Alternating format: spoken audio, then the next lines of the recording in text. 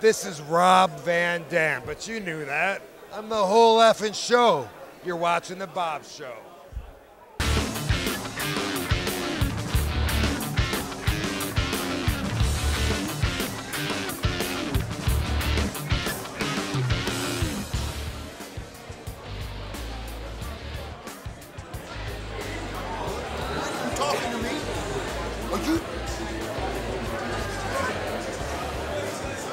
Talking to me?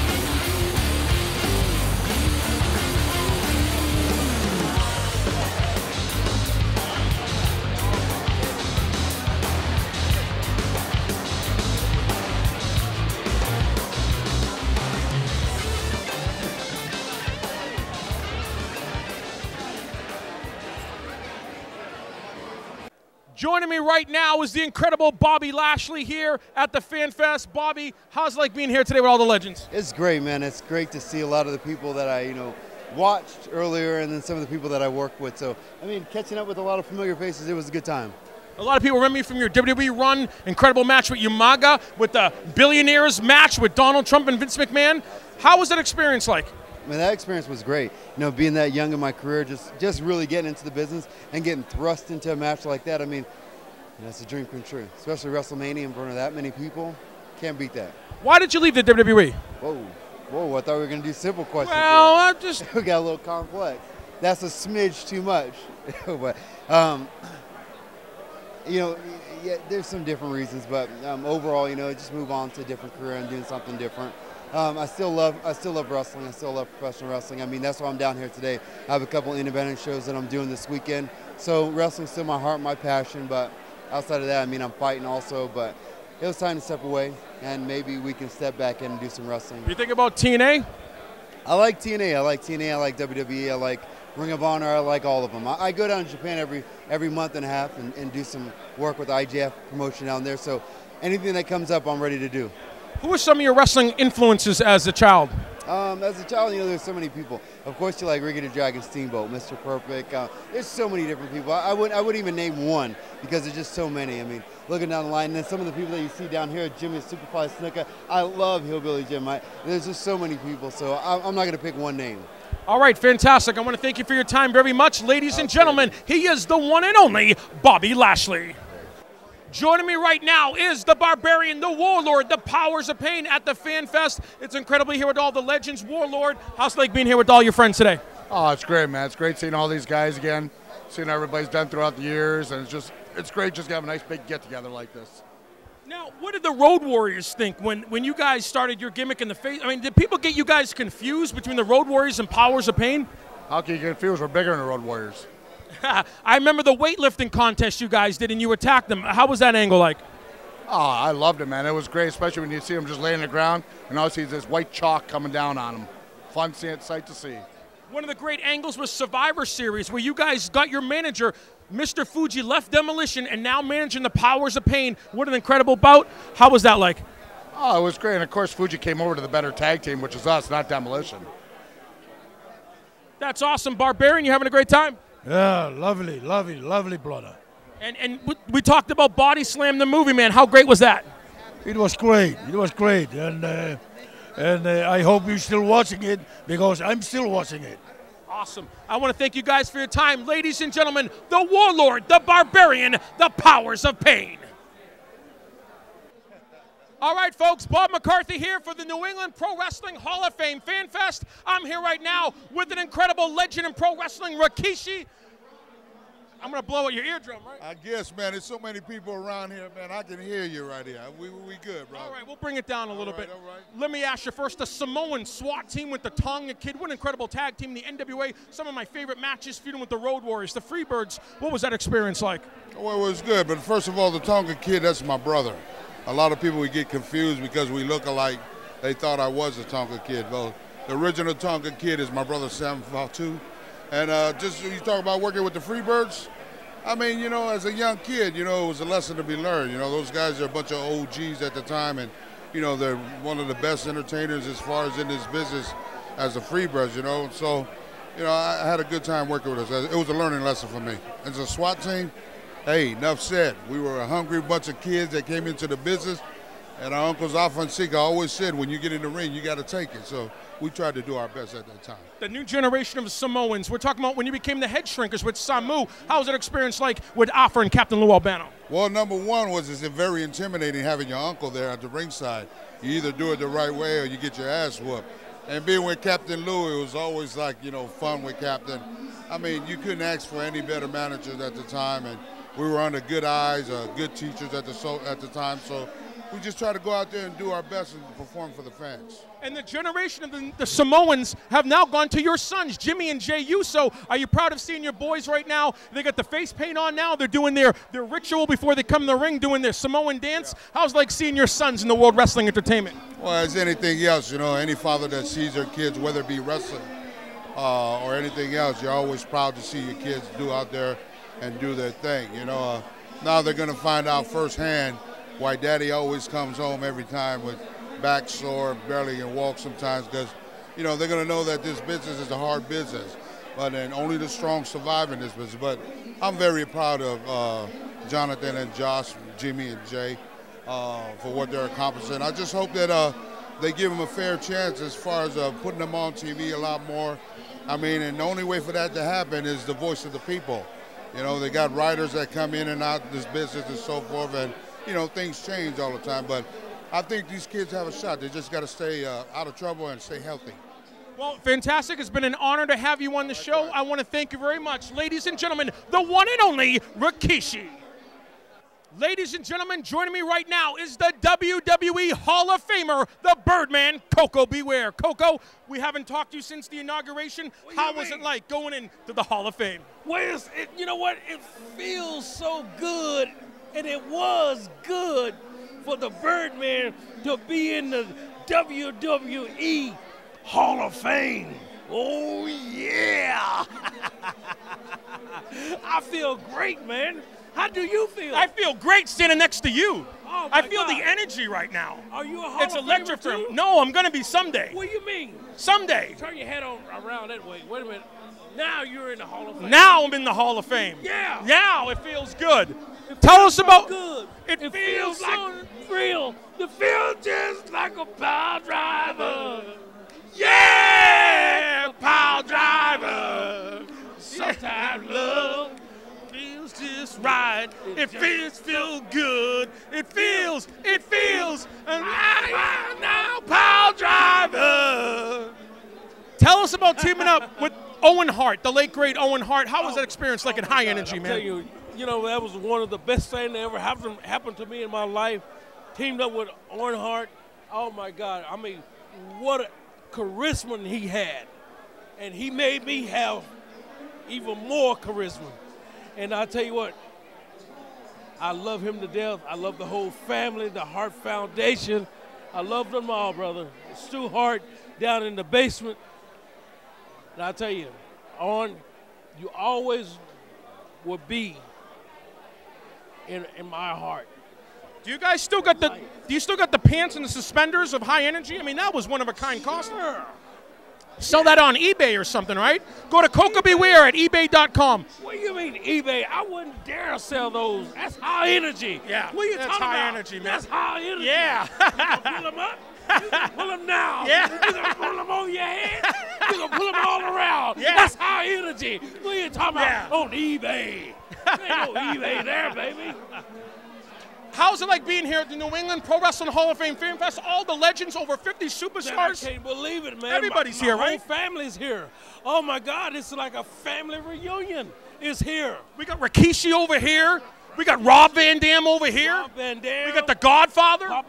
Papa Shanga, you got Demolition, you got Bobby Heenan, you got Howard Finkel. The $1 Million Oh, Man. my God. Can you believe it? It's like WrestleMania. What else do you want? You got the Hillbilly Jim. Hillbilly Jim. Oh, my God. It's like we should have a battle royal right now. Man, I'm telling you, we already having one. We're already having one right now. Yes. In our pants. You know, Yeah. time, baby. All right, ladies and gentlemen, they don't fly any higher than the Birdman.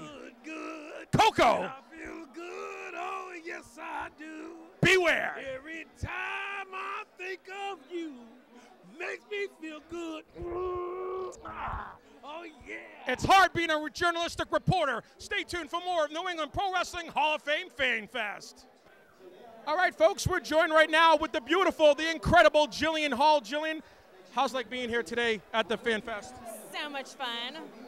Okay, what was up with the boogeyman biting that thing off your face? I don't want to talk about it. Okay, what about your singing career? How's that been going? I don't want to talk about that either. Okay, how about the Divas division before you left? How was that? Interesting, to say the least. I left. Are there other promotions you've been working with since, or you're interested in? I don't wrestle that much anymore, but every once in a while I'll make a little appearance, do a little fighting. All right. Well, you want to sing one song for us to close it out? I'm so not going to sing. A little Britney Spears? No, you wish. All right, folks. My wish is not going to come true tonight. I'm getting this close to her. That's the only wish that's going to come through today at the Fan Fest with Jillian Hall. That's right. All right, folks, we're here at the New England Pro Wrestling Fan Fest with the one and only Joel. Well, well, well. It is I, the quintessential stud muffin. Joel, the girls devour it like it's corn on the cob. And I am hanging out with my man, Bob Gertner. Keep listening and have yourself an eargasm. I couldn't say a better introduction myself. Joel, you are an incredible ECW Hall of Famer. It's so great to have you here today. You've been with an incredible company. What was it like with ECW, Joey Styles? I mean, what was that experience like? It was unbelievable. It was, one of the highlights of my life, and certainly nobody could ever ask to spend their early 20s in any other way than to be traveling and to be on television and just to enjoy being part of a business that I grew up watching and working with people that I grew up admiring and idolizing. So it was a blast. We get a lot of great people here like Bobby the Brain Heenan. Who were some of your influences getting into professional wrestling? Who were people you idolized? Yeah, he was one of them. He was definitely one. And all of the managers of the time, Jimmy Hart, Jim Cornette, and Paulie Dangerously, everybody, Johnny Valiant and all of the great talkers from I started studying the 70s. I started watching, I guess, in the early to mid 80s, but tried to go back and learn as much as I could. So all of the great talkers, guys like Howard Finkel. Howard Finkel was such a great ring announcer and made me aspire to be a great ring announcer like him. And I liked also a lot of the guys with the unique kind of freakazoid gimmicks, guys like Kamala, Missing Link, George the Animal Steel, other great talking wrestlers, Road Warriors, guys like Piper, Ventura. So yeah, just everybody. I just loved that wrestling was so varied and there was just so much available in any given. It's a sports entertainment variety show where in any kind of 60 minutes you're getting so many different things that it's kind of it always keeps you guessing and it always keeps you interested. And you're working one of the most extreme promotions of all time. The fans are extreme. The wrestlers are extreme. The storylines are extreme. Well, what are some of the things you took from Paulie learning backstage, some of the things you've learned from him as a mentor and the company itself? Well, I mean, similar to, kind of you have to give the people a little bit of everything. You know, it can't all be blood. It can't all be chair shots. It can't all be comedy. It can't all be hot women. It can't all be anyone. I disagree with you on that one. I mean, it can just be all hot woman. It can't all be any one thing. But if you have a little bit of this and a little bit of that and a little bit of the other, it winds up becoming like, you know, a 9-course meal. And that's then everybody, you know, gets a sampling and everybody gets a little bit of everything, and it kind of, you know, keeps it interesting. So I learned, and another thing that Paul's great at, that he's always talked about for being great at, is he was very good with talent, being able to accentuate people's strengths and hide their weaknesses. So that's another thing that he was always good at. Just basically, you know, I learned kind of so many tricks of the trade from being around him, watching him, learning from him. So yeah.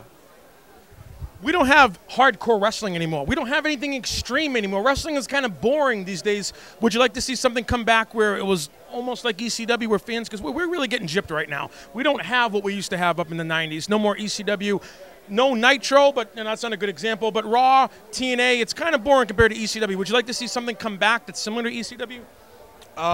Wrestling's definitely, I think, I mean, it's been in a little bit more of a lull than this, certainly. I think there have been worse times. So I'm kind of, you know, I'm glad that wrestling is still strong enough that, like, events like this can take place and have interest. I think it's definitely been worse. And I think it's, you know, wrestling, but we can never be satisfied, right? We can never be content or complacent. So I understand where you're coming from. You know, everybody wants wrestling to always be in that golden age. You know, everybody wants everything to be flourishing, everything to be firing on all cylinders.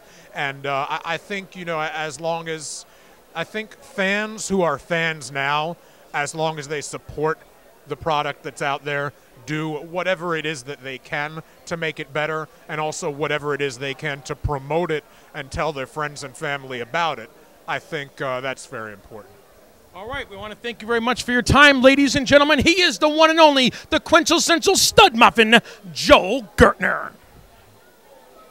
Ladies and gentlemen, joining me right now is Mr. Monday Night, the whole effing show. This is probably the last time we're going to see him, the one and only Rob Van Dam. Rob, it's incredible to have you. You're going back to WWE, but let's go a little bit further than that. How was it like being trained by the Sheik?